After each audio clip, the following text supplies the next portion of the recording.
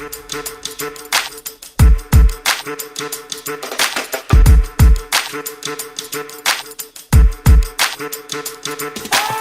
What up, Yang Gang? We're back. And now we're going to be talking about our pleasant surprises from the Joe Biden administration that we had very little faith in. What do you got for us today, Mia?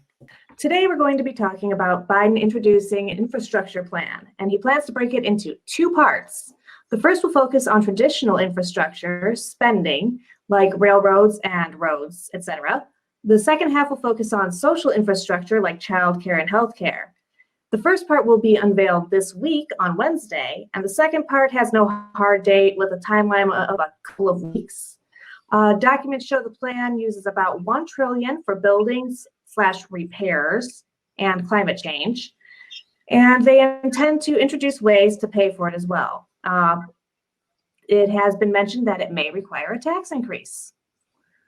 Yeah. So that's the basic rundown of the infrastructure plan. Okay, let's check out this CNBC.com article.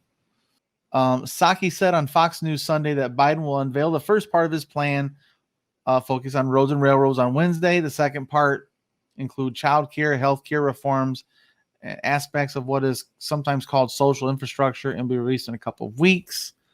Oh, let's go over some of the crazy quotes. Let's see here. Oh, yeah. So Republicans are broadly opposed to tax increases. Senate Minority Leader Mitch McConnell, he has said that there will not be any enthusiasm on our side for a tax increase to fund infrastructure. Of course it won't.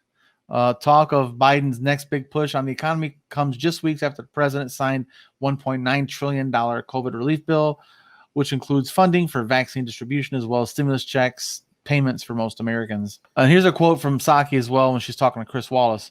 We're not quite at the legislative strategy yet, Chris, but I will say that I don't think Republicans in this country think we should be 13th in the world as it relates to infrastructure. Roads, railways, rebuilding them, that's not a partisan issue. There's a lot of what the president will talk about this Wednesday. The Psaki did not say whether the plan will be limited to two pieces of legislation or if more discrete bills may be introduced. Yeah, so I'm looking forward to Wednesday. Yeah, we'll see what that looks like. This is one of Trump's biggest mistakes, in my opinion, that he should have done an infrastructure bill and a universal basic income, period, or reoccurring cash checks. I mean, during the pandemic at least, and he probably would have walked away with this easily. I'm glad he didn't. Yeah, well, there is some concern that I don't know if the Republicans are actually going to get on board with this at all, even if they divide it up like they say. And I know that the whole point in dividing it up is to try and get Republicans to get on board with it. So it's kind of, there's a little futility in that. You might as well pass the whole thing. But they do want to try and get something through without having to go through reconciliations again. So that's kind of what they're thinking there. They want to try and see if they can get any kind of Republican cooperation on anything. And it's kind of getting proven that that's not going to happen. So it's going to be kill the filibuster or do everything through reparations and giant packages. Well, and I think if you break it down, though, if you can say, okay, the Republicans wanted the same thing, bridges, roads, railways. Okay, let's do that first. Get that passed. Bam. We can agree on that. Now let's do another package of the stuff that we have to debate on. They're basically forcing the destruction of the filibuster by not being bipartisan. Mm-hmm. And they're pretending that it's the Democrats not being bipartisan, even though they're not offering alternatives. So it's not like they're negotiating. They're just saying no, sorry. Well, they'll say no and offer an alternative, but it's something that's so egregious. It's just like, it's not, no, this isn't Trump administration. This is Biden administration. They want to write up Trump bill. No, you lost the election, man. But I would like to see, like, for sure, because we all know, man, the roads are shit. We need a high-speed rail system, period, coast to coast. North, south, east, and west. We really need it. I would love to see a high-speed rail that go from Detroit to Chicago.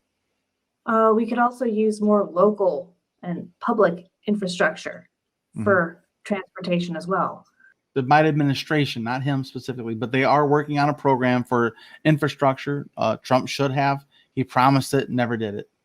Biden promised it. He's going to try. We'll see.